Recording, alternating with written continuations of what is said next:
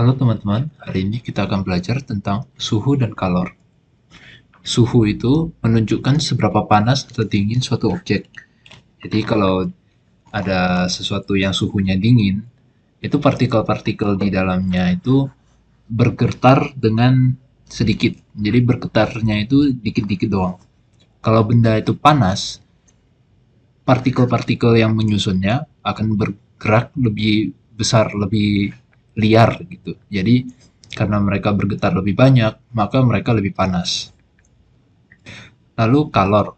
Kalor ini biasa ditulis dengan Q besar adalah energi yang berpindah dari objek panas ke objek yang dingin saat terjadi kontak. Perhatikan bahwa suhu ini lambangnya adalah T besar dan kalor ini adalah Q besar. Suhu ini menunjukkan seberapa panas atau dingin, sedangkan kalor ini adalah energinya yang berpindah dari objek panas ke objek dingin. Lalu ada beberapa besaran suhu yang biasa digunakan, yaitu ada Celsius, Fahrenheit, dan juga Kelvin. Nah, di titik didih air, itu kalau di Celsius kan 100 derajat Celsius, kalau di Fahrenheit itu 212 Fahrenheit, dan di Kelvin 373 Kelvin. Lalu titik beku airnya ada di 0 derajat Celsius, lalu ada di 32 derajat Fahrenheit, dan juga 273 Kelvin. Nah, perhatikan bahwa Kelvin ini tidak ada derajatnya, jadi tidak ada bulatan kecil di atasnya. Ini dikarenakan Kelvin ini adalah besaran absolut, jadi dia tidak ada derajatnya gitu. Jadi pembacaannya cuma 373 Kelvin, langsung tidak ada derajatnya. Lalu perhatikan bahwa pada titik didih dan titik beku, pada skala Celsius dan skala Kelvin, perbedaannya itu sama. Jadi di perbedaannya delta T ini sama 100 juga. Jadi karena mereka sama, jadi bisa dibilang jika suatu benda meningkat sebanyak 1 derajat Celsius, maka benda itu juga naik sebesar 1 Kelvin. Jadi misalnya nih, kamu ada air, kamu lagi masak di kompor, terus air kamu naik sebesar 5 derajat Celcius pas kamu ukur, dia naik 5 derajat Celcius. Nah, itu sama dengan kamu bisa bilang air kamu itu meningkat sebanyak 5 Kelvin. Itulah keenakannya Celsius dan Kelvin ini. Lalu selanjutnya adalah kalor jenis, yang biasa ditulis dengan C kecil. Nah, kalor jenis ini adalah kalor atau berapa banyak sih energi yang dibutuhkan untuk menaikkan suhu 1 kg suatu zat sebesar 1 Kelvin. Nah, 1 Kelvin ini tadi kan udah dijelaskan kalau kita naik 1 Kelvin itu kan sama dengan 1 derajat Celcius. Nah, jadi kalor jenis ini juga bisa dibilang sebagai jumlah energi yang dibutuhkan untuk menaikkan suhu 1 kg zat sebesar 1 derajat Celcius. Nah, rumus kalor jenis ini adalah Q besar. Q besar ini adalah energi atau kalor, energi kalor yang menggunakan satuan Joule sama dengan mc delta T. M ini adalah massa zat dalam kilogram. C ini adalah kalor jenis yang satuannya adalah Joule per kilogram Kelvin, atau Kelvin ini bisa diganti juga dengan derajat Celcius karena kita bekerja dengan perubahan suhu. Lalu delta T ini perubahan suhu dalam Kelvin. Nah, karena digunakan perubahan suhu delta T, maka delta T dalam Kelvin sama dengan delta T dalam derajat Celcius. Jadi, perubahan suhu ini karena dia perubahan, maka kita bisa gunakan satuan Kelvin ataupun derajat Celcius. Tapi ingat, jangan langsung tiba-tiba gunakan delta derajat Celcius untuk Kelvin. Ini hanya berlaku untuk kasus yang ada perubahan suhu. Jadi harus perubahan suhu baru bisa digunakan. Kalau cuma suhu, jangan sekali-sekali menggunakan Kelvin, menggunakan derajat Celcius menjadi Kelvin. Hanya untuk kasus khusus ini aja. Lalu ada beberapa konstanta yang kerap dilihat untuk kalor jenis. Jadi ada kalor jenis air, C kecil air, itu 1 kalori per gram Kelvin, atau sama dengan 4.200 Joule per gram Kelvin. Jadi 1 kalori itu adalah 4.200 Joule. Sedangkan kalor jenis es atau C kecil s itu sama dengan 0,5 kalori per gram Kelvin atau 2100 Joule per gram Kelvin. Jadi secara umum bisa dilihat kalor jenis air itu 2 kali lebih besar daripada kalor jenis es.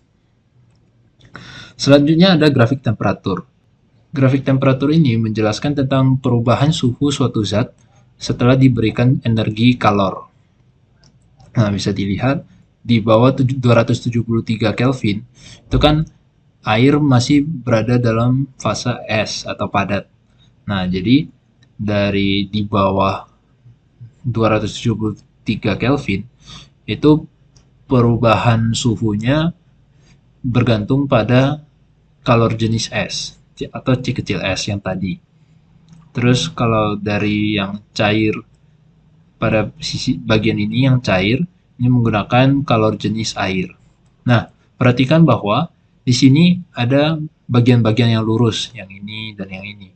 Nah, bagian-bagian lurus ini adalah ketika si es ini lagi berubah fasa.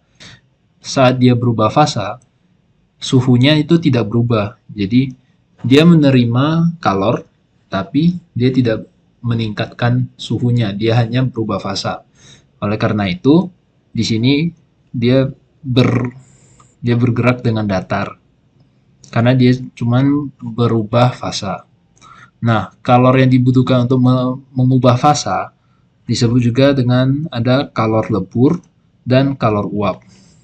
Kalor lebur ini adalah energi yang digunakan untuk mengubah 1 kg zat padat menjadi zat cair atau sebaliknya. Rumus umumnya adalah Q, energi kalor atau kalor, sama dengan massa dikali kalor lebur atau LF ini.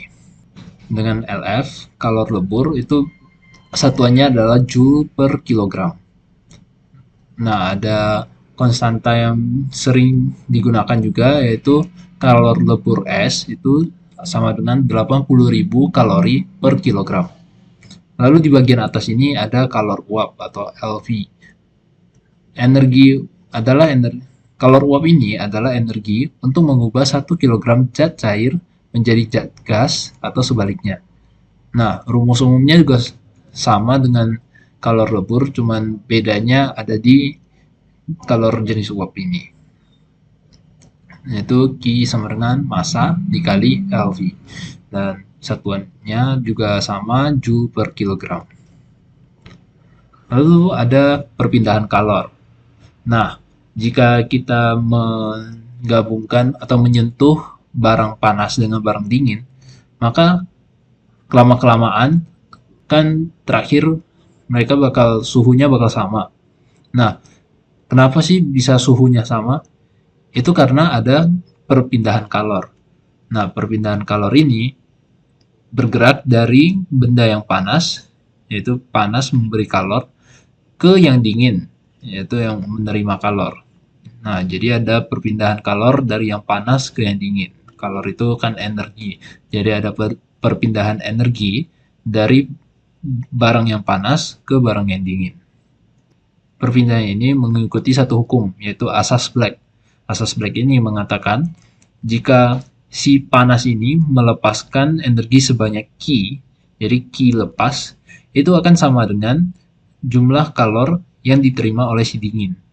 Jadi si panas ini misalnya melepaskan kalor sebanyak 100 Joule, maka si dingin ini akan menerima sebanyak 100 Joule juga. Itu disebut dengan asas Black. Lalu ada 3 cara perpindahan kalor. Yang pertama ada konduksi. Konduksi ini adalah persentuhan fisik dua zat. Seperti yang pada contoh tadi, ada benda padat dengan benda padat saling bersentuhan. Karena mereka saling bersentuhan, maka ada perpindahan kalor di antara mereka. Lalu yang kedua ada konveksi. Konveksi ini adalah perpindahan kalor akibat pergerakan zatnya sendiri. Kalau di padat tadi kan zatnya itu tidak berpindah. Jadi balok-balok kita kan nggak berpindah, tapi panasnya berpindah. Kalau di konveksi, malah balok-baloknya itu yang berpindah. Nah, mungkin kalau untuk balok susah kita lihatnya, tapi lebih mudah kita lihatnya di saat kita memasak air. Jadi saat kita memasak air, partikel-partikel air yang panas akan naik ke atas dan partikel-partikel air yang dingin akan turun ke bawah. Jadi seperti ada peristiwa pengadukan di dalamnya. Dan itu menjadi peristiwa perpindahan kalor. Yang ketiga ada radiasi atau perpindahan kalor tanpa medium. Nah, biasa radiasi ini yang kita sering rasakan adalah dari matahari. Nah, dari matahari memberikan kalor, terus kita menerimanya dengan merasakan rasa hangat atau bahkan panas. Lalu ada rumus perpindahan kalor. Seperti, jadi ada laju perpindahan kalor, itu jumlah kalor dibagi waktu. Itu sama dengan konstanta dikali luas penampang.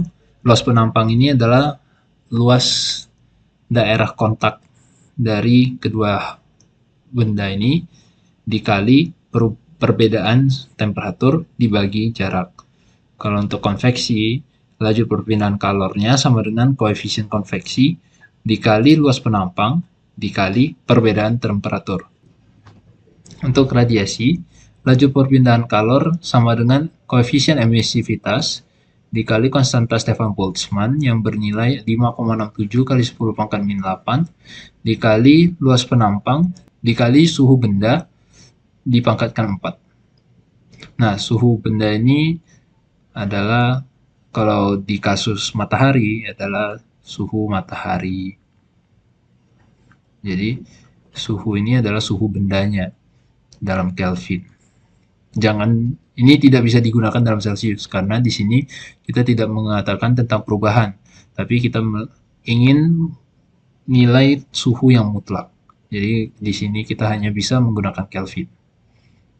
Dan untuk koefisien emisivitas bernilai 1 hanya untuk benda hitam. Nah, matahari ini bisa dianggap sebagai benda hitam. Lalu kita akan lanjut ke pembahasan soal. Nah, soal pertama. Berapa kalor yang dibutuhkan untuk memanaskan 1 kg air yang bersuhu 20 derajat Celcius menjadi 100 derajat Celcius jika diketahui kalor jenis air 1000 Joule per kilogram derajat Celcius. Nah, pertama, kita tentukan dulu apa yang diketahui. Nah, kita tahu bahwa kita ada 1 kg air. Jadi, massa kita adalah 1 kg. Lalu, air kita awalnya bersuhu 20 derajat menjadi 100 derajat. Jadi, suhu awal itu 20 derajat Celcius. Suhu akhir adalah 100 derajat Celcius. Lalu diketahui juga kalor jenis air sebesar 1000 Joule per kilogram derajat Celcius.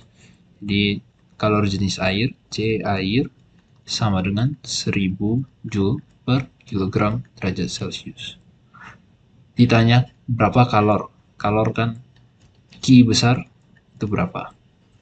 Ingat lagi bahwa rumusnya adalah Q sama dengan mc delta T. Kita tahu nih, M massa kita itu 1 kg dikali C diketahui juga 1000 Joule per kilogram derajat Celcius. Dan delta T. Delta T ini kan perubahan temperatur. Nah, perubahan kita itu berapa? Berarti perubahan itu adalah suhu akhir dikurang suhu awal. Nah, di kasus ini suhu akhir kita kan 100 derajat Celcius dikurang 20 derajat Celcius untuk suhu awal. Harusnya kan perubahan ini dalam bentuk Kelvin. Tapi karena kita sedang menggunakan perubahan, delta ini perubahan, maka kita bisa gunakan derajat Celcius. Nah, jadi kita selesaikan persamaan ini. Jadi ini menjadi 1000 dikali 80. Maka kalor total untuk memanaskan 1 kg air yang bersuhu 20 derajat menjadi 100 derajat Celcius adalah 80.000 Joule. Atau ini juga bisa ditulis dengan 80 kilojoule. Kilo berarti 1000. Lalu yang kedua, jika 0,04 kg es dari suhu 10 derajat Celcius di bawah 0 diubah menjadi uap dengan suhu 110 derajat Celcius, berapakah energi yang dibutuhkan dalam proses tersebut? Nah, yang pertama kita tulis lagi apa yang kita ketahui dari soal. Yang pertama kita tahu masanya, yaitu 0,04 kg. Dan suhu es awal itu 10 derajat Celcius di bawah 0. Berarti T awal es itu sama dengan 10 derajat di bawah 0 berarti min 10 derajat Celcius. Lalu diubah menjadi uap dengan suhu 110 derajat Celcius. Maka T akhir uap itu 110 derajat Celcius. Maka ditanya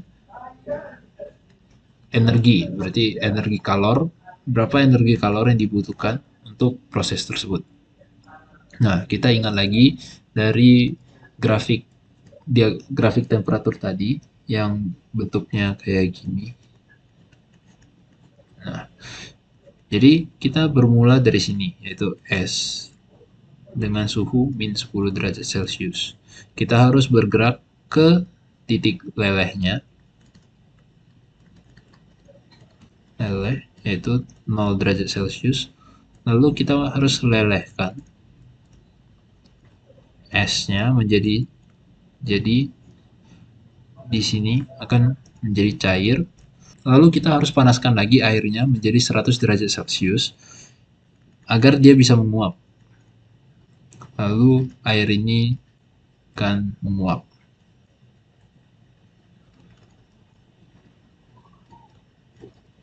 Lalu setelah airnya menguap semua, maka akan terbentuk uap dengan suhu 100 derajat Celcius. Lalu kita harus panaskan lagi uapnya menjadi uap 110 derajat Celcius. Oke, jadi cara menyelesaikannya adalah dengan kita bagi-bagi setiap step. Jadi akan aku kerjakan dengan ini sebagai step 1, step 2, step 3, step 4, step 5. Ada 5 step untuk menyelesaikan soal ini.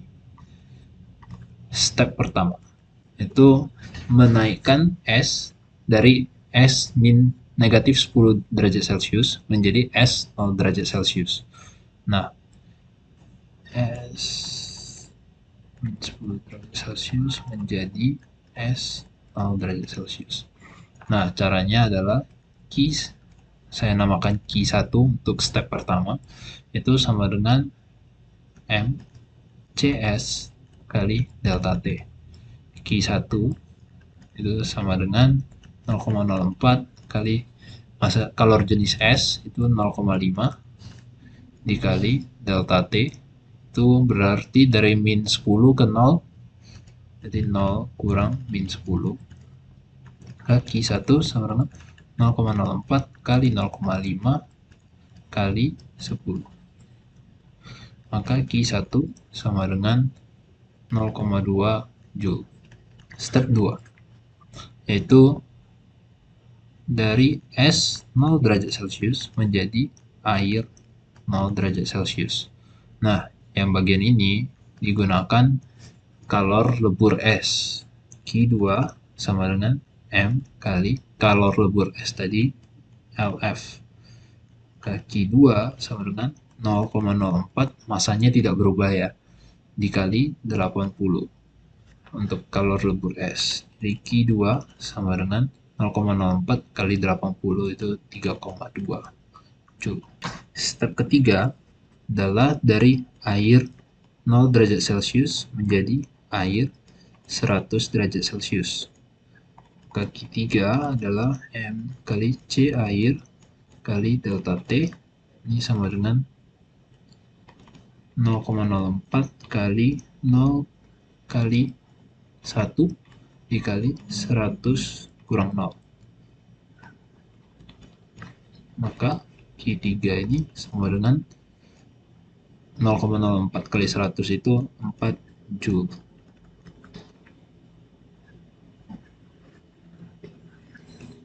Step 4 itu dari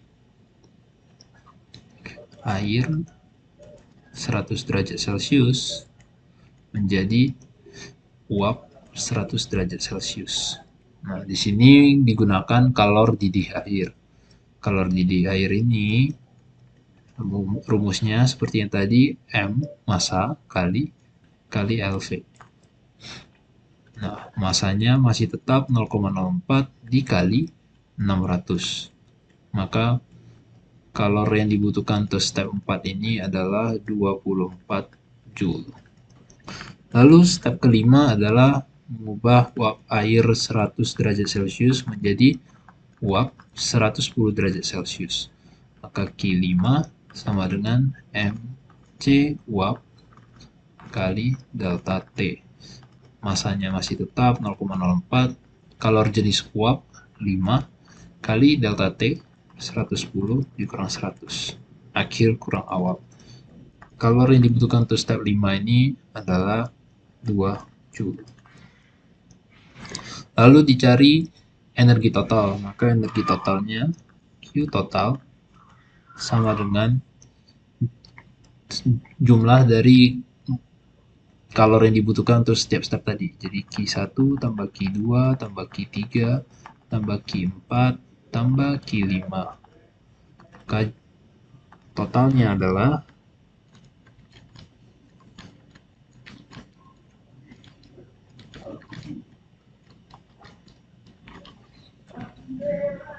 maka totalnya adalah 33,4.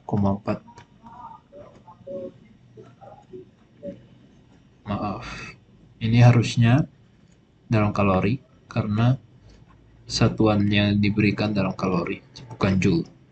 Ini kalori, dan ini juga kalori. Jadi kalor total yang dibutuhkan adalah 33,4 kalori. Sekian dari pembahasan hari ini. Terima kasih.